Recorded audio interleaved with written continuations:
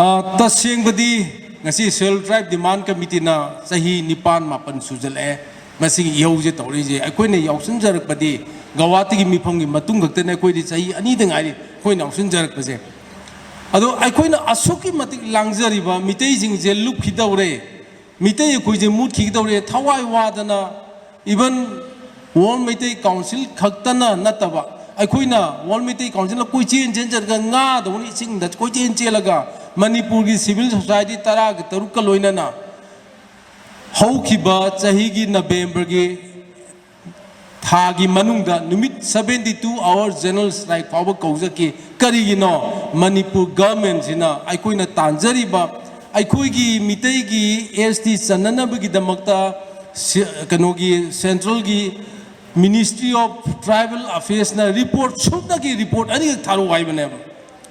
Curricular report no ethnography Meetei gi socio-economic report ani sikak tharu hai bane ba report to ko loina na government gi opinion da masi piwam thoi thokti hai bu government gi up to the government asigak tharu hai bis da Manipur government na sahi nipan mapan namjan mazya asigi wala koi na ngasi mafam khudi makta laudana mi lakh Cell Tribe Demand Committee 2017 da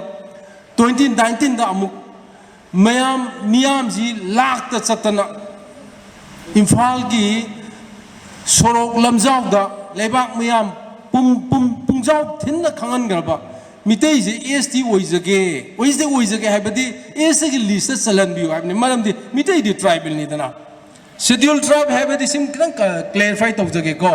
Meetei schedule AST orami habanate AST habadi schedule tribe Indian constitution gi Manunga sina wahai niko Meetei ji schedule tribe oirami ana adunate akoi je tribal ni haiba akoi tribal British ing matam je akoi je forest tribe ni iramai moi record tor bada Meetei forest tribe ni natraga Meetei ji akoi gi Manipur ge main tribe ni ham irami schedule tribe of the Indian constitution 1949 gi matung da constitution na pibo wahai niko asi confused ogum je aduna Aikoi Meetei se akoi ju schedule tribe oina bagi local committee na piri ba criteria mga magto loina fulfill tawi oige haibani manam di schedule tribe da piri ba land protect tauna na ba aikoi gi lamji protect tauna na ba aikoi gi political space se protect tauna na ba hojek assembly da 60 seat ni 60 gi manung da 20 amana ching da laire 40 amana tampak lam da laire mathang gi delimitation lab ga da di delimitation is missing in Matungana Tawudu and Meetei population 44% and Nagre. I don't know if Meetei na Kuntra Taruk Tere card is Matangi 2027 election in Matung Dagidi. Delimitation in Matung the Pantoka Bonina. Missing the Yang di Meetei na Kuntra Fanakaro. Humpugi Manung the Meetei na Kagan Kuntra Kunga Taruk Tere Taneva. I do regarding a see Meetei political space pixel ledan. Nasi Meetei Sumnagi Akoigi can say. कोई Trump card है क्या आई कोई consolation जी आई कोई की इरे पांगे जो है बा मणिपुर से आई कोई न नाक्सर पने जो है बा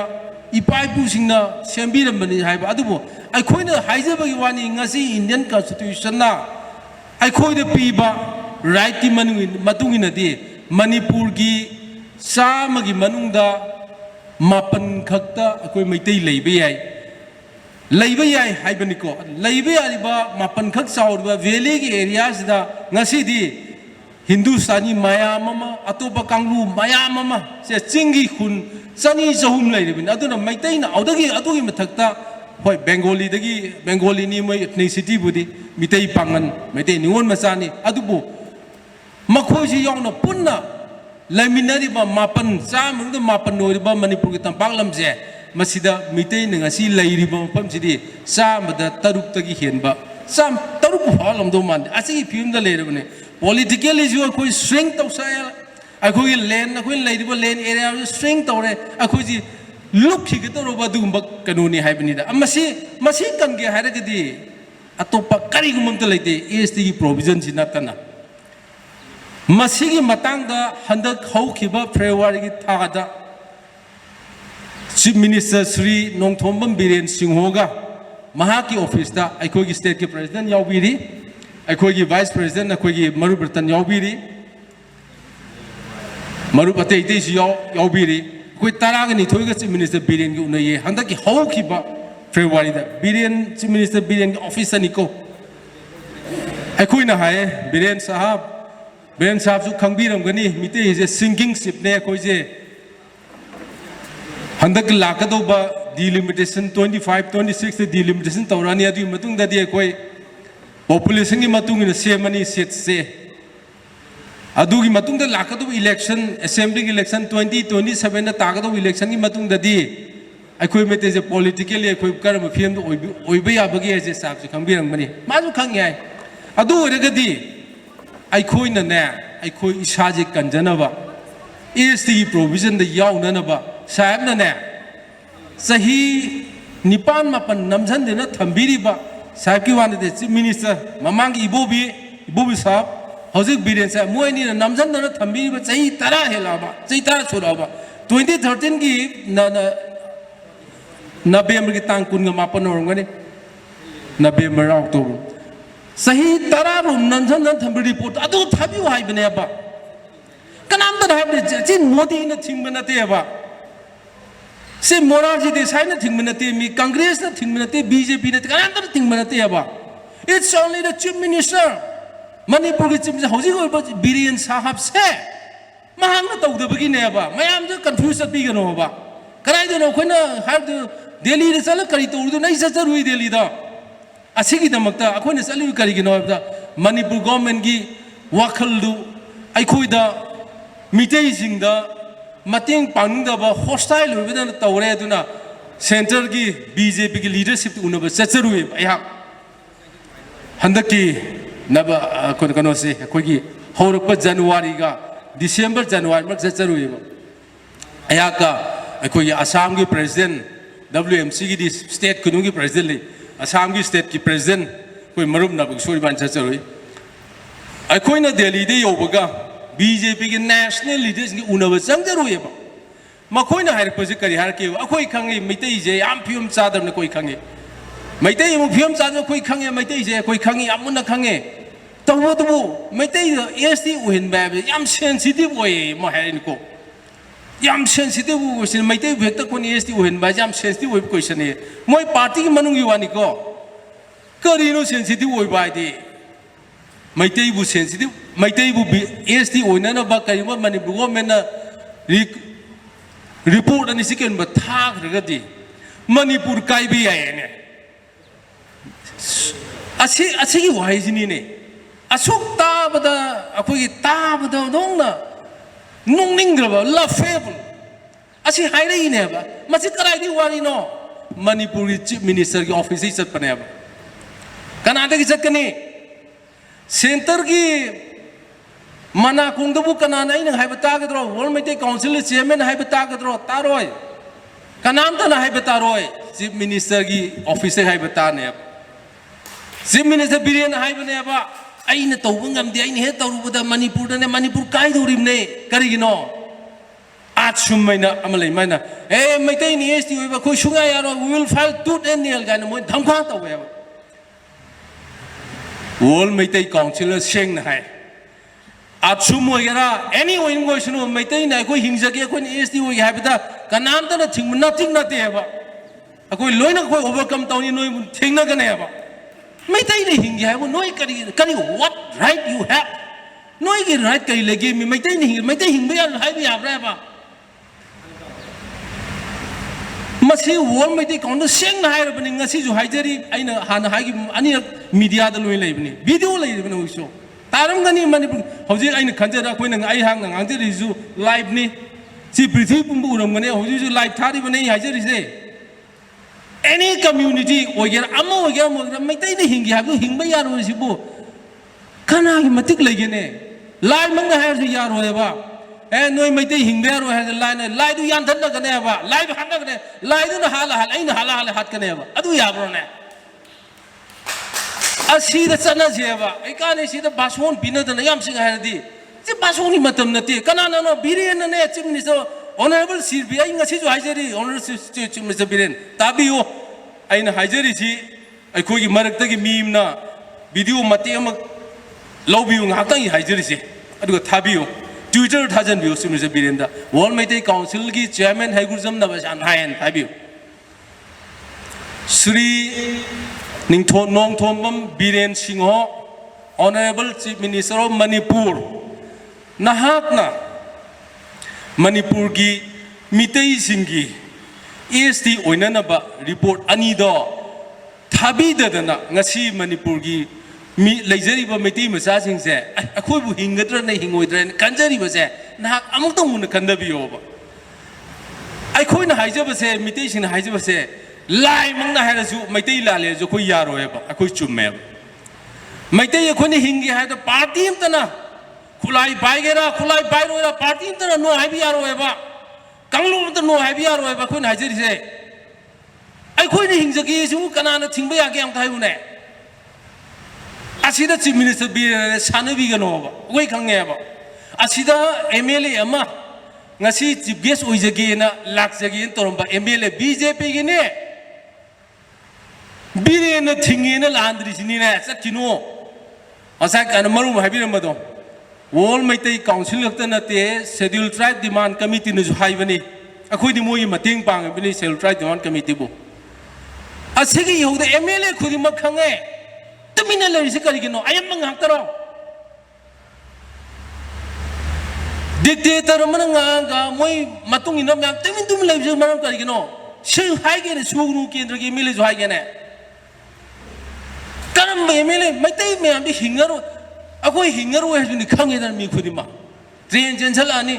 มันได้คุยที่เรจิเลนกรุ๊ปนั่นเองบ้าConstitution ni protection phangda ba koi sino pangan jing hingani moi am rejilen oya ba Nepali dum hingani kan pi dru hingani ba ai khoi mai dei da khoi de am sol ba kam tu ne ba sai kana no han da ne kanom to mi yam di mi siri yam moi mai dei di singa kani ne ai asam de jina ai asang yam mun khang ye je asang any jaga sat ke ba ko meeting to ram thoro ya ba thaban jong ja di mi lising tara thoro kaniเสียจันทบีเจขังมันเนี่ยลามากราไม่พอมเดินนุ่มทุ่มนี่นุ่มนี่ไอ้ทางแพมเลยฮะกันว่ากระชาก organizer นี่นุ่มนี่จิมินิสบิเรลากันตัวนี่กังลาดีเฮลิคอปเตอร์ตัวงก็ไอ้เนี่ยมาตั้งแต่ว่าไปสิว่าเนี่ยทั่วโลกเนี่ยทั่วโลกมันจะทั่วยาดอุชินาเนี่ยบิเรลากันจิมินิสลาก็ยังยิงเมื่อกี้นี่ใครหนูขังเดมีลิสิงอันนี้หุ่นนี่ทั่วเลยก็จิมินิสลาก็นุ่มตัวไอ้คุย World Meetei Council กินนี่เนี่ยมีพอมตัวถ้าบอกตัวนี้มันนุ่งตา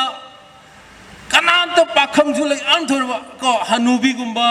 นูบีกุมบะไอ้คุยกุมบะขนาดเซนต์ขนาดทั่วเลยจะมันเนี่ยบอกก็นุ่มนี่สู้นุ่มสิดาไอ้น่ะหายเลยอันนี้สุบมีฟังนุ่ม second day ดูนุ่มยามเดียวแต่ไอ้น่ะหายเลยขนาดทั่วจะเกิดตัวเกี่ยวปากคำเลยใช้มันตัวเลยแต่บล็อกงั้นสิเนี่ยถ้ามันจงเกี่ยกษากี่สิเฮลิเปตตาผมจะกษาเฮลิเปตทุกคนเสียมินิเราก็เสียมินิไอ้ชามึงนาบีพูดไปเอาเนี่ยโดเจอร์ตักเชลิมเนี่ยเฮลิคอปเตอร์สิมินตักตัวเฮลิคอปเตอร์ตาผมไอ้ยังไหนมันทำได้นู่นปากข้างเลยชามตัวกระชากอยู่ปากข้างเลยตัวเลยชายเลยตัวกันน้ำเตียดทุรตีฟาเรดูบุนุ่งไอ้ตัวนั้นนุ่งชีดนะท่าวันนี้จงเจริญสุนวยนะท่าวันนี้จงไอ้หักตั้งเยียงเกนะเยียงเกที่ท่าวันจงยงตีสุขทุกข์ทรมานปากข้างเลยชาบิสิงโดทำมันจงนี่ใกล้ตัวแล้วปากจะปิดทะเลเลยไม่ลิสิงว่ามันทะเลท่าจะมีปลาหน่วยไม่ยอมทนเนี่ยแต่สิ่งที่เราเนี่ยสิ่งที่มันอุตังกุมาสิหน่วยไม่ยอมทนเนี่ยไม่ยอมสิ่งที่นารายบกินเนี่ยหน่วยหิงนับกิคุยหิงนับกิตัวนี้เนี่ยทนเดียบะลีลาตัวชีทรกันนี่ทำมันจงนี่ทรกันนี่ this is a culture of Meeteiเอาเนี่ยเจ้ามียามเด็กก็ไม่ให้รักกันนั่นสารมันหังโจบะเจ้า professional เจ้าพร้อมได้เนี่ยให้เราไม่ได้สังบิโรสังเดียบานที่ตามไม่ใช่ใครๆนู้ให้เราเงินนี่ก็สับขี้เนี่ยบะมานะหักกันนู้ให้เราเงินคุย reply ตรงมาคุ้มนั่นนู้ไอ้ที่ให้มันถูกให้เราเงินนู้งานหัวท้าดูสักขี้เนี่ยบะ this is all nature คุยนะให้บดีตานั่นเสียบะใครยามจินไม่จ้าโน้ไม่ได้สิบะไม่ได้บุกใครยามจินมันโน้ไอ้เชียงนายเกไอ้คนที่เห็นไม่ได้จะใครยามจินเกไอ้ที่งั้นเสียไอ้เนี่ยอินฟาล์พอมาจู่อาสานพอมาไอ้นี่พอมาไอ้24/7ที่ work ตัวเองไอ้ฝนจะกระไรเอาจะพอมนะชีดเป่าลักนะดูลักนะดาลักนี่ก็คุณที่มักเสียมวยขังไอ้บุขังมีนี่ขังมันเนี่ยคุณจิตนำเนี่ยสิไอ้หนุ่มตั้งจริงเด้อไอ้หายดุกตัวน่ะไม่หายดุกจริงลากคนเปรียนเนี่ยสลุยไอ้เงี้ยไม่โชว์ตัวเลย lambi de le na hinga mai na ngarang na na me he na be ade ne antibiotics ani ja salaga hogol laise ai na be ade chin ga point chile adubu asok chin bai na kari ge silang mi no tau ge yaw tau ri dana as thabak chin ma sa dana mai tei tau gum si mai tei tau gum si san bi tau gum si laik haida su laik haitra su ai mai tei ni ai mai tei ke nom tau ge khan bi oba sen pai bi ai pai de bai ai mai tei ni ko ai mai tei ni kan to ai sai su sing tu kan to khan bi wai bi da ngak tang matam kai thok ki to as ai gi kar ma lai di tau na gum se bo anyway si nong phaida sakre adu bo khoi na si wakap mi pham masing khang de ji acd se no no te tawrim ni akhoi mo gi dam ta ni le pi je acd se yam gi leadership ne ba adu makha acd se ngi matung ne akhoi ile je moi da hok dok sa ba ne akhoi nong dok na te akhoi moi je na ung de masing khang dram ne si jam taw je tabi di si ko mi je kari gi no tabi mo de se lak email yu sat khi no na action long ne zat lak tri ni ne dr adhesham maming ji pan do ke BJP email ne cái con này ngang ta không nghe BJP mà em ta sao nói hay chứ này phá cái phá ra vậy bộ nó xem bộ cái đâu đó cái nuôi leader này hay là năng cái nazar thì nó mút khởi cái Manipur nó sar cái nó sao hút tao rồi Manipur nó sar cái nó sao hút khởi Manipur nó sar cái nó hút tao rồi mấy tay nó mút khởi nó sao hút bao cái Manipur sao hút cái mấy tay cái mấy lấy nó cái mi năng cái identity tu mang khởi cái năng cái Manipur sao hút đâu một tầm đó leo đôi sẽ cái nào ba năng hà nó kalu hay bini nè, chim này sẽ Sri Biren nahang nó tàu vào dunia bao nhiêu người sẽ, bây giờ Modi đấy tàu rồi cái hay bini ba, ai salu ye Delhi sai chơi betul, BJP cái leader khud mình asam sensitive này am sensitive, what is this nonsense, sensitive what is this nonsense, adu karena CM office hari na tro, lana babusan kan apa, kali Meetei na si SD uigi na ham dam kana ni yet ka do no khoi mang da thoro nung da kari ka ni che khoi Manipur sim je khang bi ba ai khoi ai gi sa gi lambi lo do ai gi lambi lo do khoi di fighting out with our backs on the wall lambi lai dr bane ba sei da baswon bina na philosophize da kai da do ne si da ngasai letter pa do khoi paper pa do da sai sai bi hai je MLA humpujiu na Meetei MLA kunthra tare jawrim ne kunthra tare make mai mim thunggan nong sang ang noi kan tong ne noi kai do ri hango ba Sugnu gi MLA hango any ma MLA kunthra tarian kunthra tare ne Meetei mathang de kunthra ma yo roi ari yam no ning mam lai bane akhoi kunthra yo roi ju khangje ba moi su ko yong ko moi ma kok se adai vote ka ho ro lo re na constituency Meetei kari constituency ani punjan gi dore ba masing ya maroi ba ko ado hojik te hong na ko asi constituency ai hayang ai khoi pun dore asom yong chang chel vote khom jale hojik se ngai bo ne ai akhoi ji kal ho ji hai da ba Meetei MLA kunthra tara khutang ka thai ama di yau jo ho gi sini ko asini Meetei gi mentality ji ong ko asi mina gi psyche ne se tau no hai ba ne nang ga identity do nang ngau hai bane na khoi di mandated leader ne vote pi ka na khoi mu powerful level like tabane Manipur ki chief minister no powerful Manipur de like he is the most powerful kadwani person Manipur da hai badi Biren gi wanate chief minister ama hai base state ama the quite powerful no Assam Himanta Biswa ai anir unare Himanta Biswa sa mai anir unare ba ai khoi gi sugar loina na yam wana gune una busko Himanta Biswa do na powerful loi ba san de like have chief minister hayang marup kanona koi gi Chandra Kumar or Sim Jor Assam ki chief minister Chandra Kumar or en khali wakam Chandra Kumar or en khali ko you will be the most powerful person in Assam chief minister ui ba jatun powerful nang na powerful loring da nang gi identity kalamu hai bane me kai ju ki mathi ju ki aman hai ju ki na man ha Manak da koi bata kana no advisor ni hai bra kana no khar lai chalaga tawrunu hai na ayu tai khoi tab je Meetei yeng na badi kana no je koi har ka tur ne Meetei yeng na badi mayang na te Meetei yeng na ma kuki na te Meetei yeng na ba naga na te Meetei bang Meetei leader ne am khang bi yo ba khang bi yo se ai khoi ki vote kari bi leader je Meetei yeng na bane ai khoi mut taw de khang mut de kari no tim lesson bo mo kun tha tere ke uri ge kuki ki no kuki sing interest mang ni hai mut kuki ML ri chong thor kan am da khawai noi ki ML na lu po noi party lu po ne thun ne chong thor kan ba Naga ke ML so Naga interest am so noi chong thor kan ba noi party no lo de adu no lo de ai khoi Naga interest chok ba din thor kan ba Meetei ML sing kai do ri ge ne thoro ne om tan te ML na narin ba no thoro ne am ta ngang ngang ne asini cham na hai ra ba sidi yam na bason pi ba lai yam hei ba khot ba du wan te kai so na te modi ni ya de te price modi to bi la ge ha di ne ibu bi khwai di powerful lo ne chai trang ma pal mi ibu bi do mai ma to bi la ge ni ibu bi nang ko Meitei esi u hen bi rang ge hai ojari sang na sai tamo kano da hai ba se ni mai san thai ne tamo nang na education minister oi ojari sang na CM oi ai no na hang ge mo na hai mi sida ojari sang na Meitei esi u hen je da hai ba chumra tamo chume ai se da tamo nang mati am da hai ra mu hai na hai mo ai ojari hai ro de ma si ma khai len ai hing mutam sa hai ge ru hai sakim ni ai wa hai ro sakim man ma jo hai gen me bro hai di ma di politics pura potha da ma le ni khan ba da yung ko narin ba baby lam thong ne kana de ne noi myam ji ilu nu ne cheng cheng hai ba bon ba tar noi paisa ka phang ka ba du ilu na da son da mu leba ni mu sa da taw ra no ba anyway ai khoi na ngasi gi mi pham se seminar gi thodok pa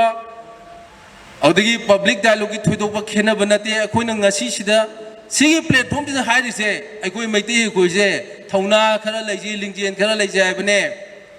nagai kanom soga naga myam chong tho thang pak pai chong dor kan mayam nam na lo gi ni bangan gi ju nam na lo gi ni khongjai nam lo de khoi Meitei di ne tausan na ngak ta ne ai ni tausan na tau gi no nang na tausan na pun nang na tausan na ba do pun si ne nang bu phagi to gi rang bane adu na tro khoi to ri se ai Meitei jam khang Assam Meitei joi khange any Meitei khange ba Meitei je Assam da lai gera Manipur lai gera Nagaland tausan na ba akhui character jam soi bane adu sigi tausan na ba je akhui gi vote ka ri leader akhui myam pi mihu chil bi den loin tausan na adu tausan na bi dum narin khitang lai wai bani da narin khitang lai ha bani kai shui da ba ina ai ju no mai ka thal ha to khibi ai ne na ro na khangde ha ai budi haning ma ju yam na rang bani asi du tawe da tawe cheng cheng hai bani na ai na ka suna ta ba ina guard su le bon te sa song ai na cheng na hai Meitei ni sti u na nu ye le no je Meitei yeng na ba le ba ka si huwa ba me bi asi hai ra koi understand tong na je ba kai kan ne da a method pu thok na bi na taw da ba gi dai suna te bi na taw da ba gi ni si da ML phang phang man du ju dro si khang bi o bi na ju mai ML mi am na kai hai ngam di ki da na hai na mo su ma reng chu tu taw no si taw no Meitei gi chan mi taw no noi Meitei mu taw re khoi Meitei mu taw ri khang bi wa me puari de le ho go ni Meitei mu thalam ba se Sri Biren puari de le ho do ri ni kai ma nang na taw re da na nang na Meitei kalam ba ni pa ne nang gi naming se hai sana na ji bi rang ma ne aroi boy na e ngasi mi phom jina thodong na resolution lau go dong te si voice ta ning na taw ba ne lebak miam pum na mak lebak miam hai ta sing praja hai je ai na praja ji kari hai ta gi hai ta lebak miam hai oi tal pa ne au na lebak miam sin no pum na mak thona khar lai se lingjen khar lai se hai ben ai thona lingjen lai ti hai ben te ko kai mo to ji si hai ben te kai no pang si ya bro ne thok na rak se ba jam hai da si mi yam de hai de mi do mi kyang to bu bang we to mo ne bu thong do je vote ki paisa yen to re loi chung thor ka ni paisa yen to re free da acha bu je loi thor ka ni na de thor Meitei ni de je Meitei aroi boy na yam su han hai ja ge akoi tausin na gum je hai jin na gum je stand lep se Meitei mut to ra kan da na khoi na kana mu ki do ri bono kana ki si ge khoi bo